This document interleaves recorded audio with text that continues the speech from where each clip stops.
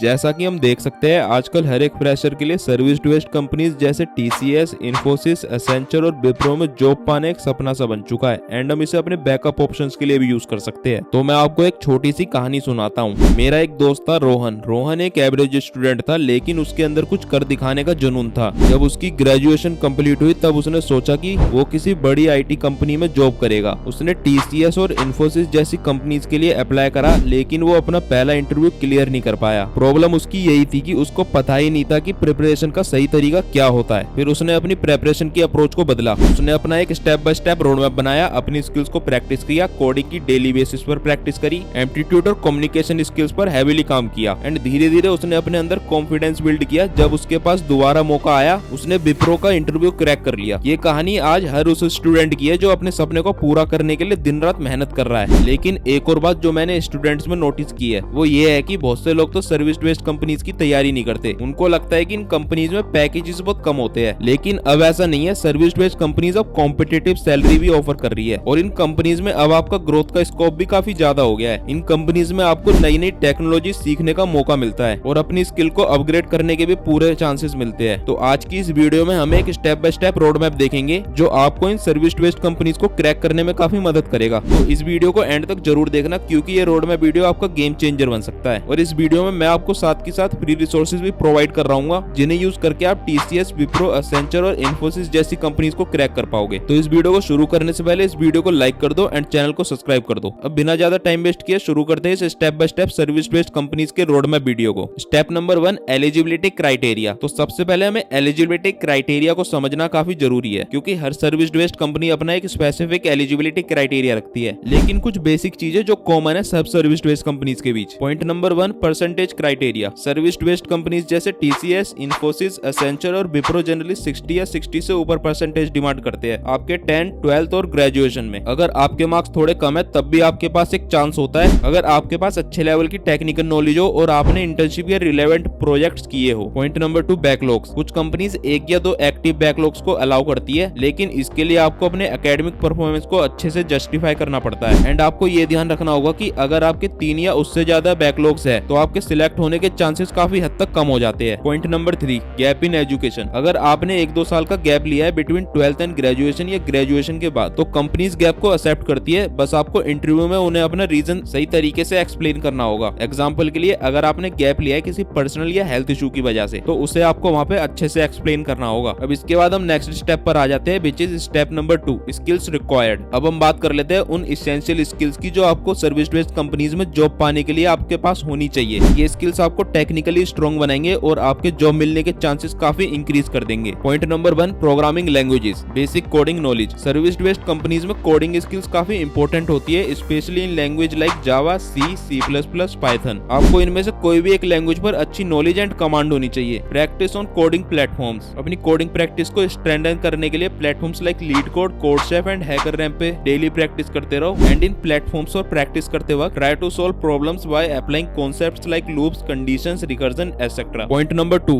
Data structures and algorithm. अब हम बात करेंगे why DSA is important. Service based companies में आपको इंटरव्यूज के दौरान डीएसए रिलेटेड क्वेश्चन जरूर मिलेंगे। Companies want to see how well you solve problems efficiently using the right data structure. Now key topics to cover. DSA में हमें कौन कौन से टॉपिक्स कवर करने हैं for service based companies? Arrays, link list, trees में binary search tree, graphs, stacks, queues. Sorting algorithm में merge sort, quick sort and bubble sort. The searching algorithms, hashing, dynamic programming and recursion. इन सब topics को अच्छे से cover करो। Now अब हम बात करते हैं how to practice DSA problems. Use resources like InterviewBit और LeetCode to practice this topics. Begin with easy problems and gradually increase the difficulty level. Point number 3, aptitude and logical reasoning. Why it is crucial. Aptitude test आपको हर service based company के initial round में जरूर देखने को मिलेंगे। These test assess your problem solving and quantitative ability. Now key topics to cover. Aptitude और logical reasoning में हमें कौन से टॉपिक्स कवर करने हैं for service based companies? Topics like time and work, profit and loss, percentages, number series, simple and compound interest, probability, speed and distance and puzzles etcetera. Topics को अच्छे से cover करो। नाउ अब हम बात करते हैं how to practice aptitude and logical reasoning concepts. Websites like IndiaBix and PrepInsta से आप डेली प्रैक्टिस कर सकते हो। Start with basic concept, then work on speed and accuracy. Point number 4, communication skills. Why communication skills is important? HR interview के अलावा technical interview में भी आपको अपने थॉट्स क्लियरली और कॉन्फिडेंटली एक्सप्रेस करने होते हैं। अगर आप अपने आइडियाज को क्लियरली कम्युनिकेट नहीं कर पाते तो आपके परफॉर्मेंस में काफी ड्रास्टिक इंपैक्ट हो सकता है। Now talk about how to improve communication skills. Reading English newspapers, watching English TV shows and participating in group discussions can improve your fluency. You can also record yourself speaking and listen to identify